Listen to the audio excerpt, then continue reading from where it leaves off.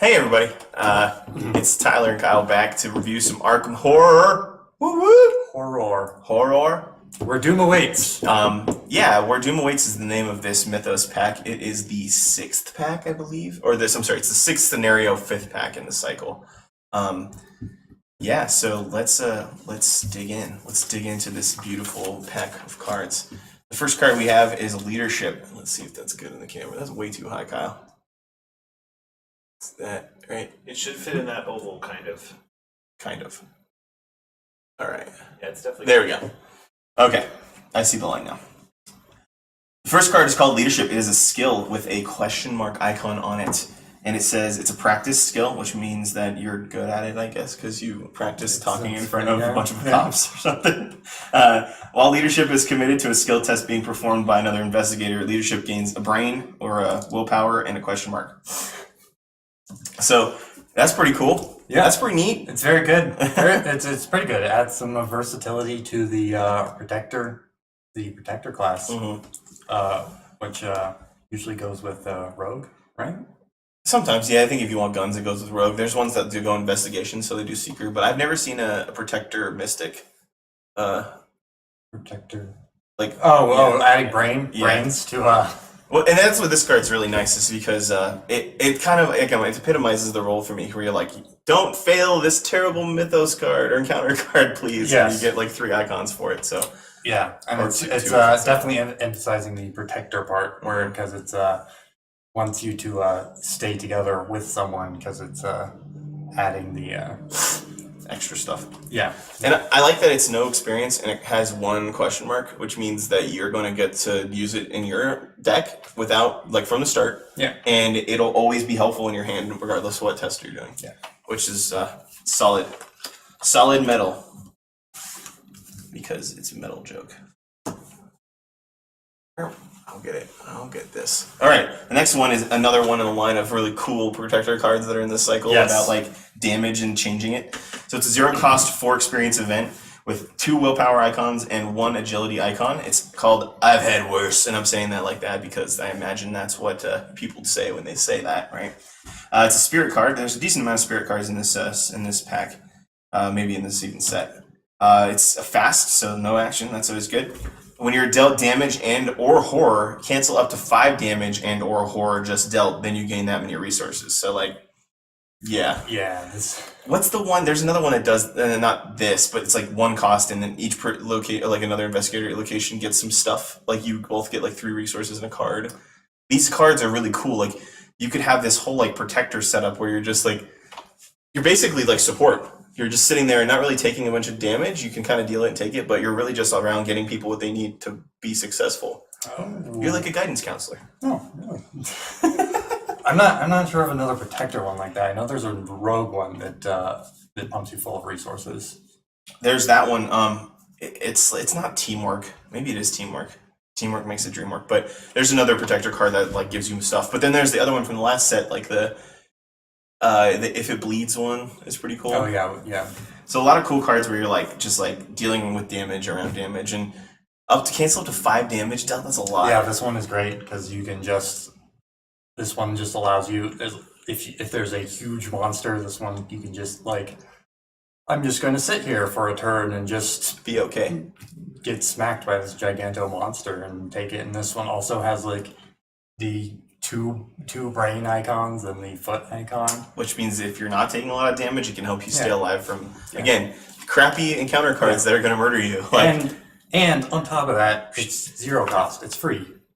It's free. Yeah, that's one of my favorite parts, is that it's a fast free event, which means it costs you literally nothing and you're going to get money from it. So you can even use it to stop something that was like small, and it's still worth it.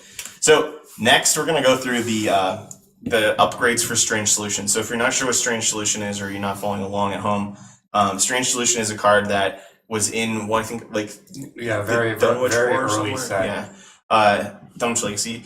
It was a card that said like test book, and if you pass, discard this and draw 2 cards or something like that. Yeah, it was like a multiple test. I think you had to stack like 3. You had to pass like 3 tests on it.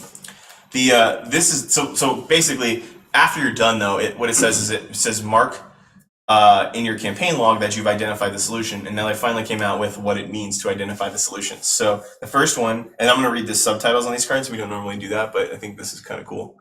The first one is Strange Solution, Restorative Concoction. So it's a 1-cost 4 experience card with 2 brains on it or 2 willpower on it. It's a science item. And you can only include asset. This is going to be the same for all 3 of these. You can only include this asset in your deck by upgrading it from Strange Solution Unidentified, which is the name of the original one, and only if you have identified solution in your campaign log. It gets 4 supply tokens when it's played, and you can spend 1 to heal 2 damage from any investigate area location. That is nice. Yes, it's very good. And this is health healing, which is very rare in the game, and especially in health or the healing is getting more common, but in this set, it's very horror centric. Yeah, very horror centric, but in general, it's very, very rare. So and 8 damage to anybody is really good. You can keep your daisies and your low health characters alive. You can survive another big hit from as a roll-in or something like that. And it's only cost 1 resource, which is way more economic than First Aid is right now, and some of the other ones like Bandage or something like that. There's a lot of cards out there that will heal you, but they cost a lot. So you basically have to say, can I play this big weapon or this really powerful card, or do I want to heal myself? This card kind of makes it less of that choice and more of an easy, just flop it down. Doesn't take any hand or anything like that too, which is really nice. It doesn't take up any of your equip slots. So pretty solid first one. The next one is called Strange Solution Acidic Ichor. Ew, it's ichory. It's got 2 fists this time, or 2 might. It's another science item. It's got the same text as Strange Solution from before, but this one gets 3 supplies when you play it. And if you can spend a supply from it to fight using a base skill of 6, and you deal 2+ damage. So yeah, and it's fight 6, which is ridiculous. It's pretty good. I think fight 5 is the highest I've seen base on a character. Yeah, this is more fighty than guns. Yeah. So just basically acid hands. Huck this at someone, and it's worse than getting shot. So that's why it costs 4 experience. Yeah. But the other thing I like about this too is it's another one of those kind of cool. Oh yeah, now Seekers can fight cards I've got a plan, and some of the other stuff there that just deals damage based on how many clues you have, or does stuff that lets Seekers defend themselves, which makes me really happy. So the last version is called, and this is my favorite title, Strange Solution Freezing Variant. It's got 2 agility icons on it. It's another science item with the same text as before, but it has 4 supplies, and you can spend a supply to evade with a base skill of a base agility of 6. So another really solid, to run away with 6 is pretty good. Yeah, basically instant escape. So this one is also very good. I mean, if you and it's really good flavor if you want to spend the turns early on in the early campaign to solve these. Yeah, go for it. I mean, these are really good payoffs in the end. Yeah, and they're not unique either, which means that you could have 2 different Strange Solutions out at the same time. You could have you can only have 2 copies of Strange Solution in your deck. As far as I understand, I don't think the sub-name actually counts. But you could have 1 freezing variant and 1 acidic ichor, or you can mix and match them too. So you have some of the stuff, and with cards like Scavenge, you can get them back since they're science items or items. So yeah, you could do some really cool stuff around this deck in the middle of a campaign or after the first run. Oh yeah, definitely. And now that they're out, the earlier, you solve it. Better, yeah. So, and I think it introduces a really cool aspect of a card that cares about the campaign log that isn't part of the campaign. So it's going to be interesting to see where they take this kind of evolution of a card that's not just experience. It has something to do with how you're interacting with the game and the card itself. Yeah. So you never, very story driven. Yeah, exactly, which is sweet. Yeah. All right, we got our first Rouge card. Joey the Rat Vigil. Joey the Rat Vigil. He's looking out for number 1. That's what it says there. He's a 4-cost asset and no experience there. He's got lore and agility. He's a criminal ally, so in case that ever matters, criminal is one of the keywords on him.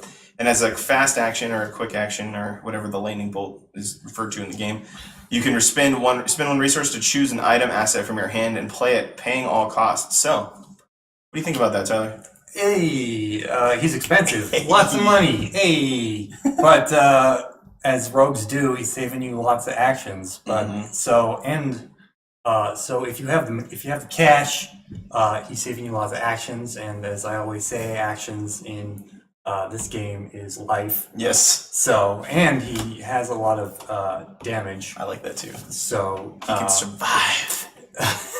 So once he's gotten you what you need, you can kill him. Once he's like got you the illegal shotgun, or that booze, you're like, sorry, Joey, it's time to die. Yeah. So that's always nice. So I like him. I'm starting to really like the rogue stuff. And I like this guy too because 0 experience means he can fit in all of the Dunwich Legacy decks. So he can fit in any. He can fit in any kind of. Actually, he can fit in almost any deck because he costs nothing. So experience wise. So he can be something that lets, protectors play items better. He lets you play books that are faster without having to use actions or, things like that. Because any item, even the Mystics have some items that they use, like the ritual candles, or there's some items that they can get. But there's a few books that add charges to spells and stuff like that. And there's a few spells that are items. So yeah. And the fact that it cares about items means that you're going to still be able to start building these item-centric, kind of combo-y decks. Yeah. So I like him. I like him a lot. Yeah.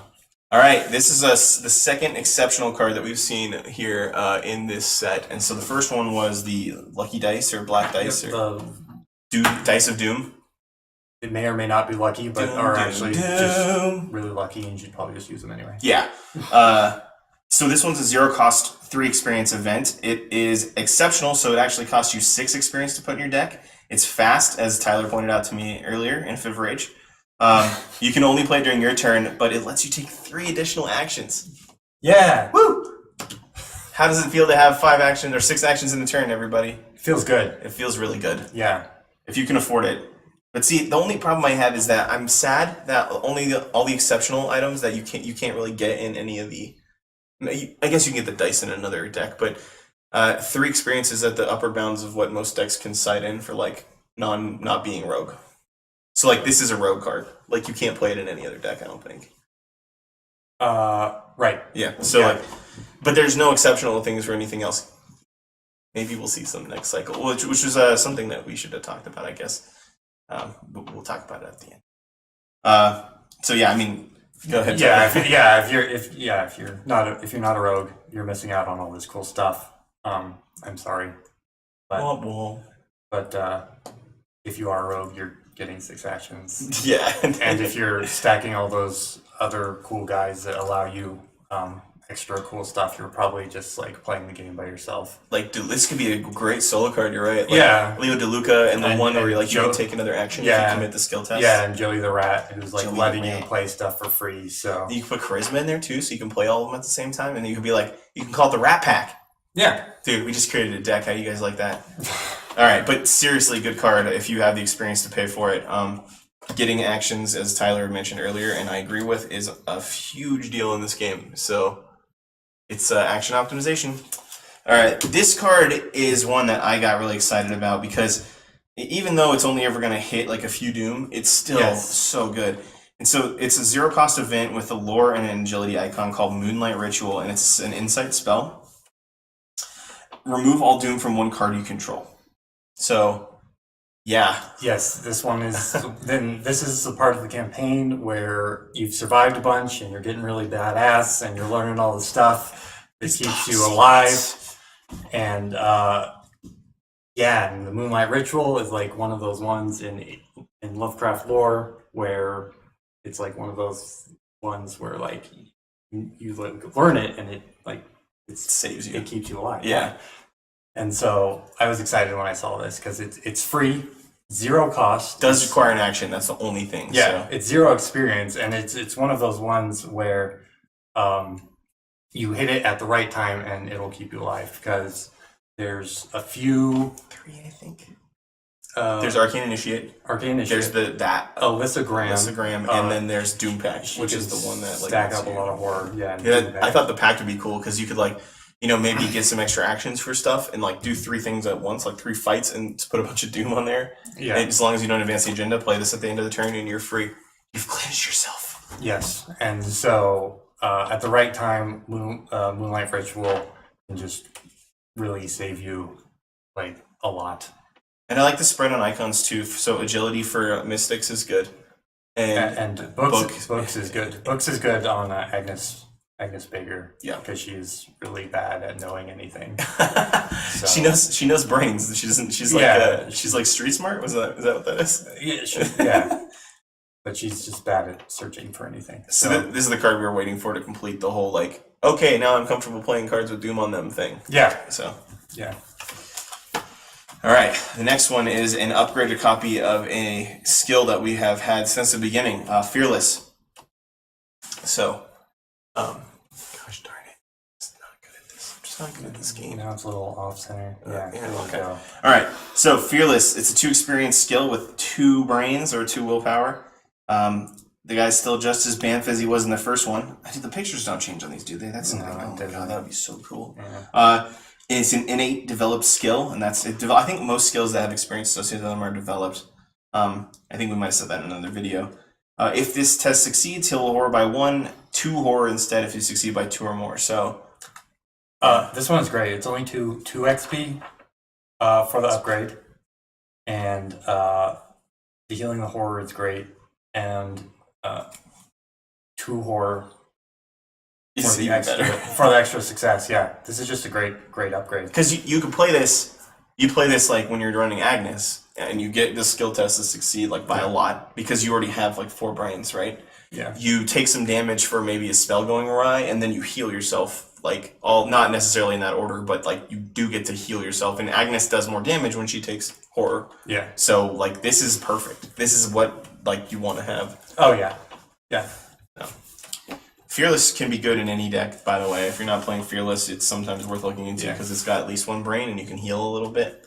So if you can have, Mystic cards, it's worth looking at. All right. The Jewel. You want to talk about this one, Tyler? Yes. I love this card. He does one. It's really great. Read it. All right. It is a reaction. Yes. Yes. And after you draw a skull hooded guy, a Broken Gravestone. broken grave skull, and a deep one, I call those Chthonians, but they could be like elder things. or a tentacle symbol is revealed during a skill test at your location. Exhaust Jewel of Aurelios. Draw 1 card or gain 2 resources. Yes, this one is really, really, really good, I think, because there is a unique item for one of the heroes that basically does this, and Is it Gems? no, it's Is it Agnes? it's the little girls. Oh, like Windy. Windy. Okay. Yeah. Although it's a straight up cancel, but drawing a card or gaining 2 resources after you draw one of these is just so It's good. cool. Because these come out a lot. They do. As you all know, as anyone who's played this knows, they come out a lot. Yeah. So This it's stacking on that whole like draw bad symbols, but the bad things don't happen as much. yeah. And this is during a skill test too. So I mean, this happens during the Mythos phase. It happens during any time that you anything you do, and it's only 3 cost. It's only 3 XP. The skill iconography is not as good, but I don't think you ever play this as committed to a skill test. Yeah, So I mean it takes up a next slot for Agnes Baker. Sorry, I no, that's in the campaign. I just thought of like what upgrade you'd have as a skill, or like what skill you'd have that would let you wear more than 1 necklace. Like you have charisma for dudes. You have there's the bandolier for weapons. I was just trying to think of like what item or what would you be like if you had more than 1 necklace on? Is it like playa or something like that? Anyway, pardon my ramblings, but yeah. I agree. I think Agnes and Jim could really see a lot from this, and I think they spoiled the next because it's the shaman from Elder Tor is the next mystic. So like if you look at the Path to Carcosa spoilers from the next Deluxe expansion, which got spoiled a while ago, they had spoilers for the next mystic character, and she's pretty cool. So make sure to check that out if you haven't seen it yet. But yeah, solid include if you get through XP, I think, especially since you're going to be. And as much as you draw the special symbols on skill tests, like this is basically a free card or 2 resources. Yeah. Anytime you make a skill test. Yeah, anytime you can make the tentacles not hate you so much, you're in a good spot. Yeah, that's my opinion. Like if you can get benefit from the tentacles besides just failing. All right, let's see. Okay, so this next one it's kind of interesting. So it's called a Chance Encounter. It's a 1-cost event with willpower and lore. It's fortune, so Rex cannot have it in his deck, I don't believe, because he can't have any fortune cards. He's cursed. Choose an ally asset in another player's discard pile and put that asset into play under your control. At the end of the round, if the asset is still in play, discard it. So, I was a little iffy on this one. I felt weird about it, because how often is there an ally in the other person's graveyard? How useful would that ally be? And then they're only out there for 1 turn. I just feel it is only 1 cost, right? It's like almost like, because I'm thinking about this, like who would I play with this, right? Leo DeLuca, this isn't fast, so it's not going to do anything. It just gives you your action back, which means nothing. So if you're worried about maybe retaliation, that could be good, because you could, like, if you're attacking, you could kill like your ally that you pulled out, right? So it's an extra 3 or health or sanity or whatever. I don't know what a lot of the survivors are, right? Yeah, what are they called? Okay. Yeah. Or mystic allies do, but like I just don't see a huge. You guys should comment on this because help us understand why this card could be better. Yeah, because you're spending an action to get someone, but then most allies take actions, so I'm not seeing an immediate benefit from it. I guess if you wanted like a +1 foot or like book for a turn or something, maybe. But and then like the icons on it are not great, so so I'm not seeing immediate use on it. The next card, though, I really like a lot. Stroke of Luck. So, Stroke of Luck is a skill. It's another innate skill. It's a fortune. And this one doesn't have any precursor, so it's just it doesn't have the trained or whatever the word was on Fearless. I can't remember what it was. Developed. That's what it is. It's got 1 question mark icon. I like the amount of wilds and these skills in here. Very nice. Commit to only a skill test you are performing. So kind of like leadership. Or not leadership. The opposite of leadership. It's opportunist is the one I'm thinking of, where like if you succeed by 2 or more, you get it back in your hand. After revealing chaos tokens for this test, you may choose to exile Stroke of Luck. If you do, this test is automatically successful unless you revealed an autofail. Exiling is a little tough because that means your 2 experience is now out, but because you remove it from your deck for the rest of the campaign. Yeah, but it's cool. Like, that's really cool. That can be really clutch. Because you can do it on a test you can never succeed. Yeah, I like it because like it's one of those things where it's like I absolutely need to pass this test, and I think we've definitely been in this situation multiple times where we've like stacked a test where it's like we absolutely cannot fail unless we like draw this specific thing, and then we've done that exact thing. And you're like, no. Yeah, and so like this card definitely would have like helped us out if we had it. It makes me feel like, so Tyler and I have played a lot of the Arkham games together. One of the games we played together was Mansions of Madness, the 1st edition. And one of the in one of the games we played, Tyler played Joe Diamond. And now Joe Diamond is one of Tyler's favorite characters. And if he can play Joe Diamond, he will. Joe Diamond had ability in 1st edition was like, roll a die to D10, and if it's under your luck score, you can like kill 1 thing on the board, basically. This is what it reminds me of, is that he killed a Shoggoth with that at the very end of the game and like basically like won and beat me as a keeper at it. And this is what it makes me think of, because you could do something like that in here where like, you know, Daisy could never actually finish this test and you're like, oh yeah, stroke of luck, and you exile it and it's like, and then you win and you're like, oh my god, that was so cool. Like, you're just saving that for the time where you need it. It could be one of the coolest things you ever do in the campaign. So I think you should include this card, not just because it's good, because it also could cause sweet-ass stories. Pardon my French. I don't know the word for ass in French, sorry. The next one is our first neutral card, called Fine Clothes. This card exists in every single iteration of the Arkham Files games. There's always a card called Fine Clothes. It always gives you it always gives you benefit when you're interacting with people or like with your influence skill or whatever, and this one is not any different. It's a 1-cost asset with agility icon, because Fine Clothes make you run faster, I guess. Reduce the difficulty of skill tests you perform during parlay actions by 2, and it gives you a health and a damage. Makes you feel good. Yeah. So there's nothing quite like the feel of silk against your skin, Tyler. So that's kind of cool. There's probably maybe a total of 4 parlay actions I've seen now. But this is like so situational. I don't know if it's worth putting in your deck. That's why cards like adaptable are gonna be really good, because you're like, maybe you heard about it or you've played it before and you're trying to like, you know, do whatever you do to play competitively in this game or efficiently. And you're like, okay, I know this next part, I'm gonna just swap in Fine Clothes for like one of my cards and take it out next time, because you know you're gonna have to parlay. Which could, I could see it being like easy to switch in and out if you have the right deck. Yeah, that's true. I suppose. Because I would never pay 1 experience to put this in after the fact. I would buy adaptable and then put it in with that. Because it's free with adaptable. That's true. So, the last card is pretty sweet. This is the final card of the pack. It's called A Moment of Respite, or Respite, depending on how you pronounce it. I don't know how to pronounce words. It's a 3-cost, 3 experience event with 2 willpower.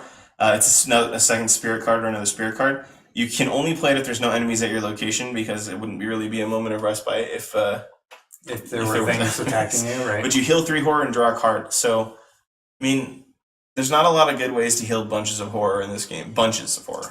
Usually it's like piecemeal, like 1 at a time or something like that. I think First Aid is the only one that actually heals horror, like, as an action. But anyway, it's all still like 1 or 2. Yeah. This is good. Like, if you can afford it and you have, I almost feel like you should throw at least one of these in your deck when you get 3 experience, just because it could save your life. Yeah. And it's almost competing with Fearless. It heals a little more. Replaces itself. Yeah. But you get a draw. You don't have to commit a skill test, so it's almost competing with the Fearless in this particular aspect. It's not Mystic. So like if you're a Mystic, it's pick and choose, but if you're not a Mystic, like, you can get it. This is definitely good. I like the 2 willpower icons too, because that's always good. I just find myself more and more failing willpower tests. So I'm like, okay, I need to do this. Like last time we had like this silly card with the Whippoorwill encounter deck, and it just makes you take a ton of horror if you fail it, and killed me. Yeah. And I'm butthurt, but. All right, well, that was our When We're Doom Waits pack review. I hope you guys had enjoyed that, and make sure to let us know if you have any uses for a close encounter or a chance encounter, because we'd like to hear your ideas for it if you have any. Remember that we always play here at CollectorMania on Tuesdays and Saturdays, and if you're not part of the CollectorMania Fantasy Flight game card group, please join that, because that's the best way to get in communication with people at the shop. Become a Collector Maniac and win some free money. That's one thing you can do too. That's also how we're doing store credit in shop now. So if you guys are part of that old store credit system, you'll need to do that, and yada yada yada. We'll be doing lots more of these, and I'm thinking maybe, Tyler, we do like maybe some deck stuff too at some point if we feel like building decks. But don't forget, the Path to Carcosa was announced, and that new expansion is coming out in the near future. We're almost wrapping up with the Dunwich Legacy, so. Get excited for Haster, and all of his terrible, minions and things like that. So, see you next time. See you next pack.